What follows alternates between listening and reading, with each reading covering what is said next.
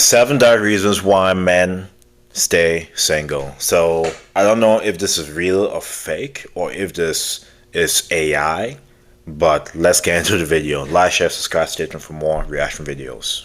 Your grandchild's, maybe it's a friend's.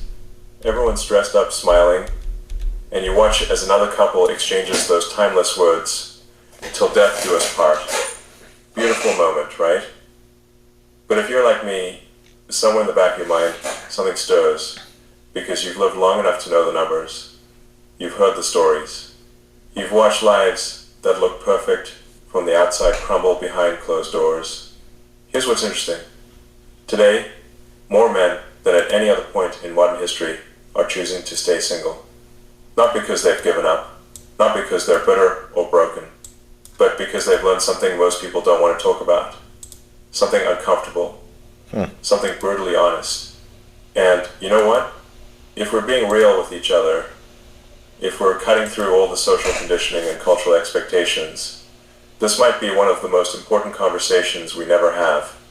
I've spent my life trying to understand systems, how things actually work, not how we pretend they work.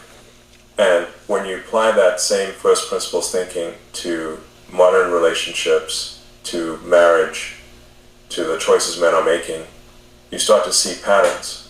Dark patterns maybe, but true ones. So let's talk about them. It's so robotic.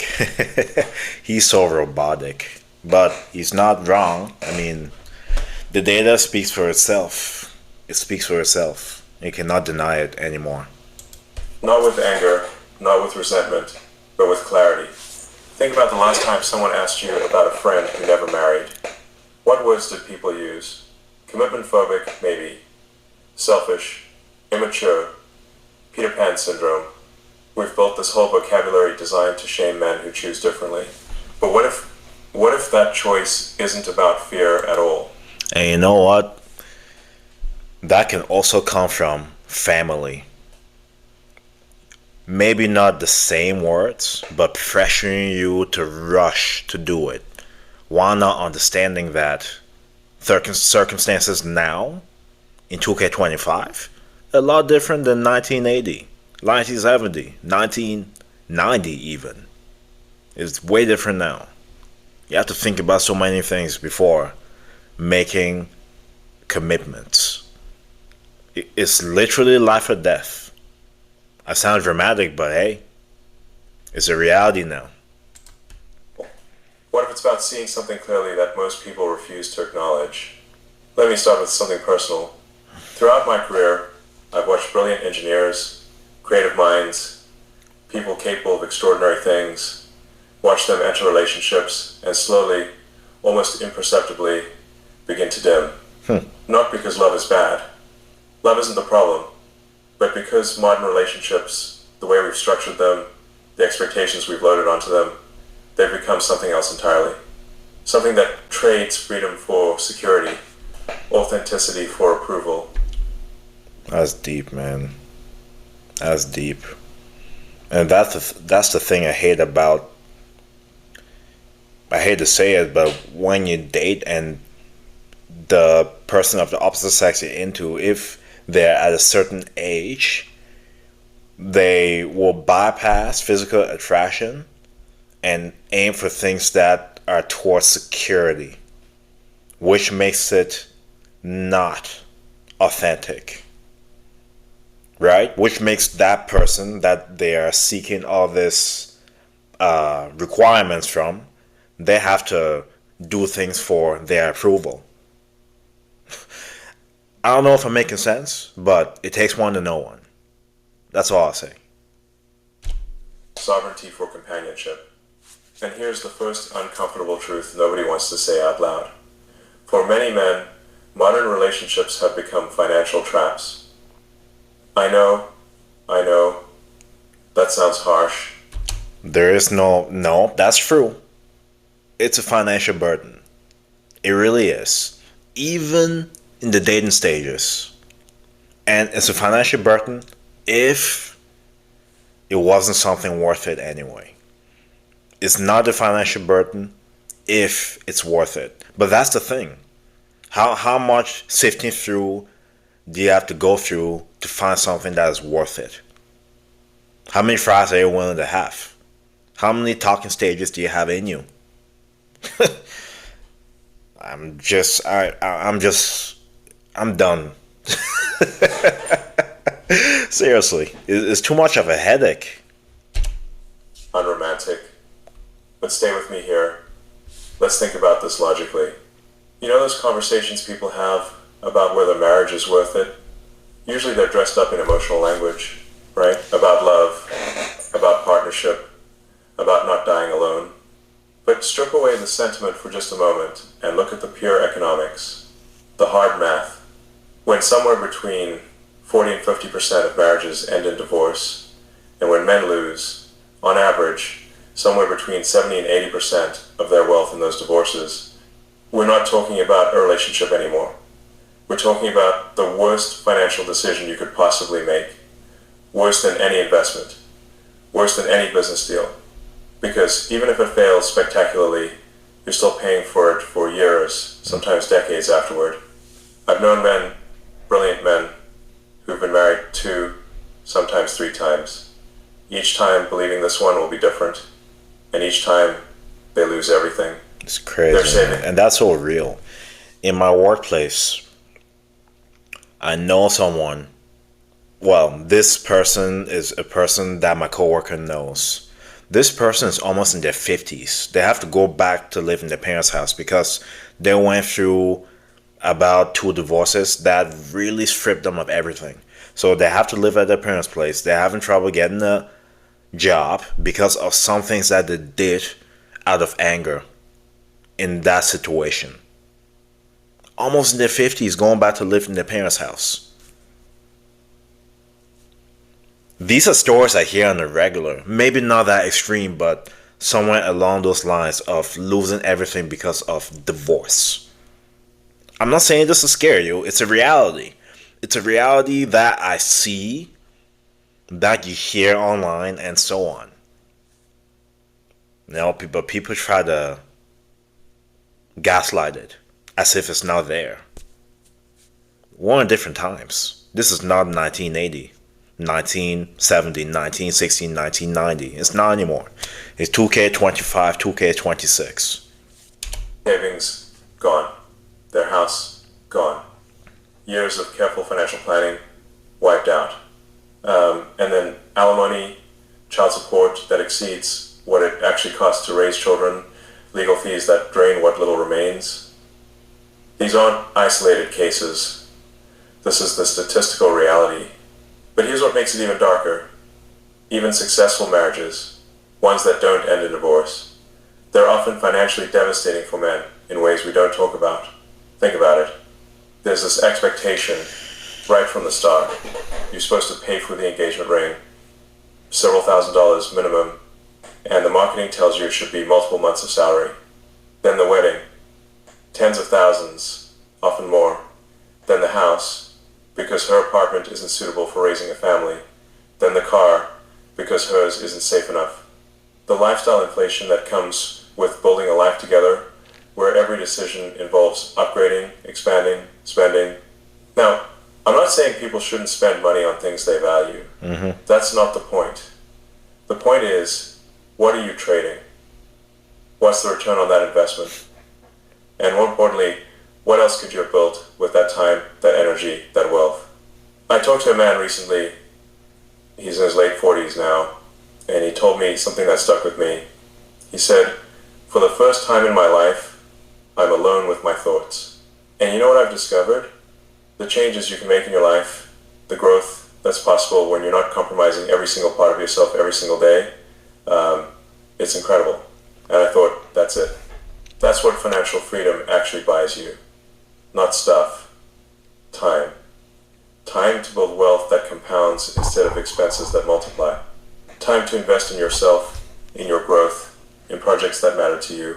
Because here's something I've learned building companies. The will to create, to overcome obstacles, to make something meaningful, it requires resources. And relationships, the way we've structured them now, they're resource draining machines. They just are.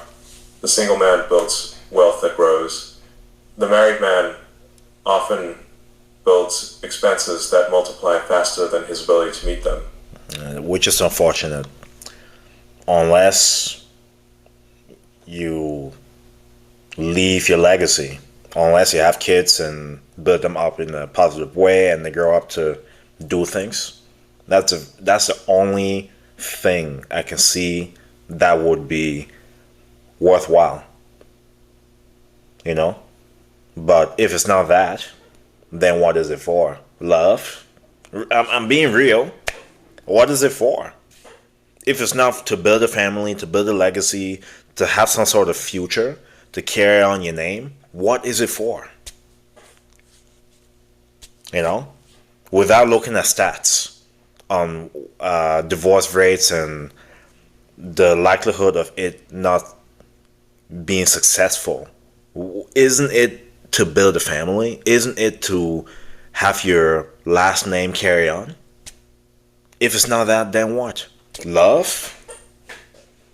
We'll confuse love for lust, love for attention. Nowadays, it's not what it used to mean anymore. Really? Because when you look at divorces, why did most of them really happen? Were they all domestic cases like people want to say? Or was it temporal unhappiness, temporal dissatisfaction? Because arguments happen, disagreements happen. You're going to be high, sometimes you're going to be low other times. The word commitment doesn't click in people's brains now. People think marriage, partnership, relationships means happiness all the time. It's just not reality. That's what people think. Which is why it's not worthwhile to get into one now, because people think it should be all good all the time, which is not real life.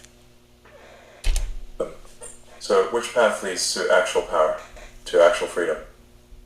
I'm not saying I have all the answers, but I am saying we need to be honest about the questions, and that financial reality leads directly to the second dark truth, and this one's even more uncomfortable. Modern relationships have become deals where men are expected to give everything and receive very little in return. The expectations are completely unequal. Here's what I keep seeing, and maybe you've noticed this too. Women want traditional men, but don't want to be traditional women. And look, I understand why. The world has changed. Women have more opportunities now, more options, and that's generally a good thing. But we're living in this weird transitional period where the expectations on men haven't changed at all, while everything else has. You're still expected to be the provider, right? To pay for dates, even though she talks about equality. To be Yeah, it's sad. It's sad. It's really sad. You know what's funny? She expects that from the guy she doesn't want. I'm gonna tell you a little secret. She will pay for you. She will go over the top for you. The more she doesn't like you, the more rules she places on you. Women break their rules, man. They do. If you can relate, you'll know what I'm talking about.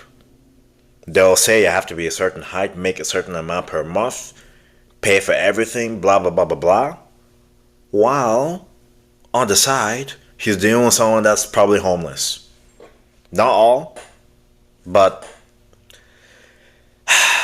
emotions cannot beat logic when it comes to them. I hate to say it. They're gonna feel how they're gonna feel, and they'll break their own rules. They will, and they do all the time. Never believe what they say. Believe what they do. emotionally available to be her therapist, essentially, while she remains emotionally unpredictable, to support her career ambitions. But when work-life balance becomes an issue, guess whose career gets sacrificed? To be strong enough to handle all her problems, but sensitive enough to validate every feeling. To be successful enough to provide security, but available enough to meet constant emotional needs. These aren't compatible requirements. They're deliberately impossible.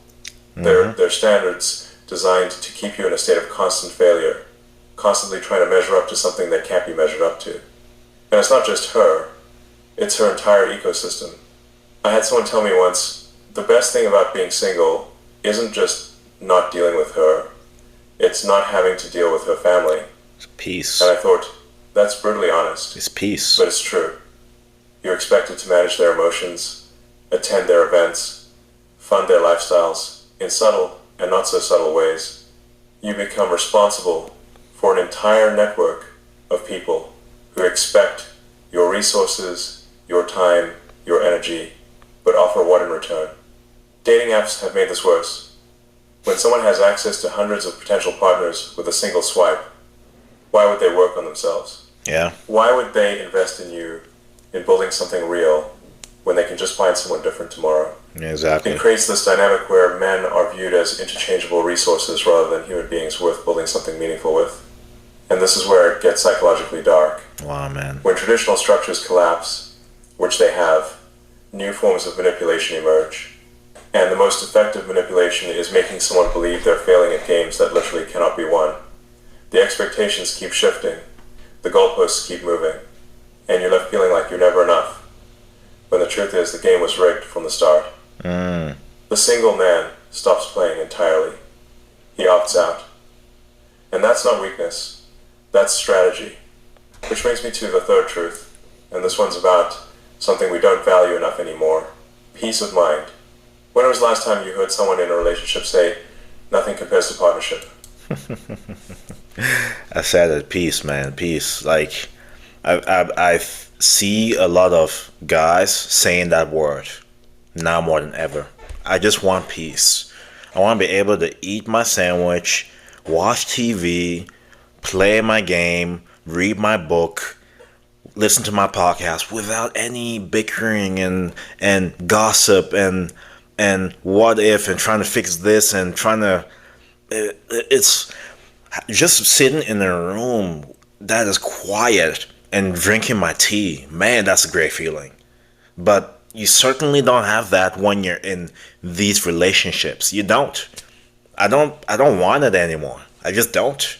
I don't. And believe me, I cannot avoid them. They come. They come. I'm not gonna budge anymore. I'm not gonna budge. I'm not doing it. It's just, I don't want anything to break the calmness and peace. I just don't want anything to break that. If you know, you know. You don't hear it. But I've heard dozens of single men say, nothing compares to solitude. Oh, man. And that should tell us something. Modern relationships have become sources of constant stress rather than peace. Think about what they require. Daily emotional labor, managing moods that shift like weather patterns, constant negotiation over basic decisions that should be simple. Regular relationship talks about problems that never actually get solved. They just get... It's stressing me out even like thinking about what he's saying because he knows, because he's a man too. Anyways, I'm gonna leave this video and react to the rest of it another video because this would be too long, but let me know your thoughts in the comment section about this particular topic. I'm glad I came across this video. This can definitely relate to a lot of men out there, especially in this time.